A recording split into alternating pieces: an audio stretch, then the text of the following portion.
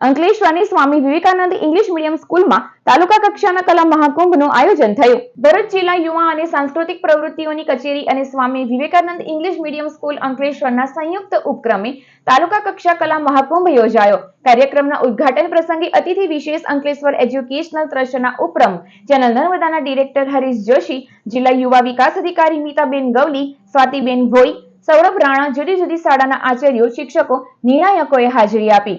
આચાર્ય મીનાક્ષી ભારદ્વાજે મહેમાનોનું સ્વાગત કર્યું. કલા મહાકુંભમાં તાલુકા કક્ષાએ 14 જેટલી કૃતિઓનું આયોજન કરાયું. તાલુકાના મોટા ભાગના શાળાના 1250 થી વધુ વિદ્યાર્થીઓએ ભાગ લીધો.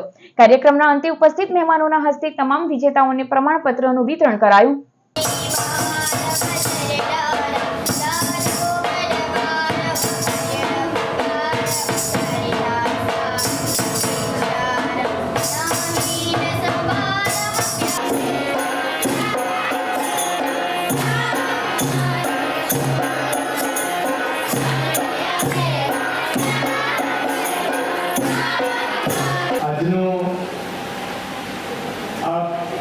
આખો કાર્યક્રમ જોઈને મને ખૂબ આનંદ થાય છે, કારણ કે મને મારું બચપણ યાદ આવી જાય છે.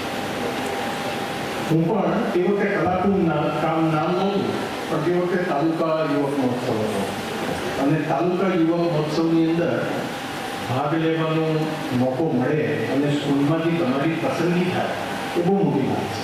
કારણ કે 1 કે 3 વિદ્યાર્થીઓને એક કૃતિ માટે પસંદ કરવાના હોય અને સ્કૂલની અંદર ઘણા બધા વિદ્યાર્થીઓ હોય અને જ્યારે તમારી એમાં પસંદગી થાય, એટલે પહેલા વર્ષે જ્યારે હું મારી પસંદગી નહોતી થઈ તો આઈ વોઝ ડિપ્રેસ. મેં બધું કહ્યું કે આ તો ટીચર મેડમ પાર્શિયાલિટી કર્યા છે, અમને પસંદગી કરી, મને પસંદ ના કરો.